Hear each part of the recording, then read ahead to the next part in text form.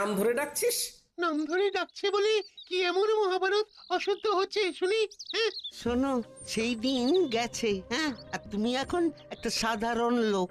তোমার সম্মান, প্রতিপত্তি সব চলে গেছে, দয়ায় বেঁচে আছো। একটা কাজ করবে, আমাদের বাড়ির চারপাশটায় কাল ভালো করে জঙ্গল সাফ করে দিলে দুটো মোহর পাবে। বলো করবে কিনা বলো? বলে দাও করবে। করব। তাহলে কাল সকালে ভোর ভোর চলে এসো, খাবার নিয়ে আসবে। খোরাকি দিতে পারবো না। কি গোপাল, ঠিক আছে তো? এই কাজটা ভালো করে করলে তোমাকে আবার একটা কাজ দেব, ঠিক আছে? আরে সেলাম করো, সেলাম করো। বলো ঠিক আছে প্রভু, বলো। ঠিক আছে প্রভু। যাও গোপাল, ঘরে যাও। কাজ কিন্তু একদম ঝকঝকে করে করতে হবে। ময়লা থাকলে কোনো মোহর পাবে না। বুঝেছো? বুঝেছি।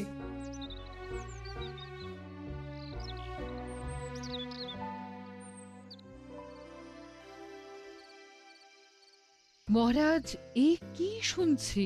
কি শুনলে তুমি যে এত উত্তেজিত হয়ে আমার কাছে এলে? দাসের মুখে শুনলাম গোপাল নাকি আপনার কাছে এসেছিল সাহায্যের জন্য। হ্যাঁ, এসেছিল। আমি সাহায্য করিনি, কারণ আমার সভাসদেরা সবাই গোপালকে সাহায্য দেবার বিপক্ষে ছিল।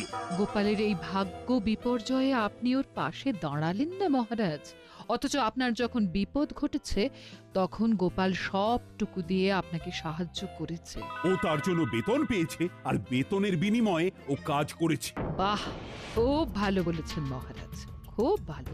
আমি ঈশ্বরের কাছে প্রার্থনা করব যে আর কোনোভাবেই যেন গোপালের সাহায্য আপনার না লাগে। এতদিনে একটা ঠিকঠাক কাজ হয়েছে। ওহ, তোমার তুলনা নেই রাজ্যতীশী, তোমার তুলনা নেই। জ্যোতিষ মতে গোপালের এখন সাড়ে সাথী চলছে, মানে কায়দা করে ওর জীবনে দুঃখটাকে এনে দিতে হবে। এ এখন লম্বা চলবে, লম্বা চলবে। কৃষ্ণনগরে গোপালের সম্মান নষ্ট হবে।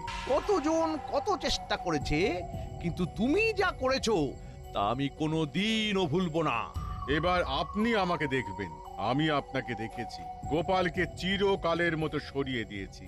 এবার মহারাজ একা হয়ে গেছে, তখন গোপাল ছিল, এখন গোপাল নেই। এখন দুহাতে লুটে পুটে খাবো, কেউ বলার নেই। চলো বাজারে যাই, মোহর দ্বিগুণ করে আসি। বাজারে এত রাতে? আরে রাতের বাজারই তো আসল বাজার। চলো একটা মোহর নিয়ে চলো। বাজারে আবার এসব হয় নাকি? আরে বাজারে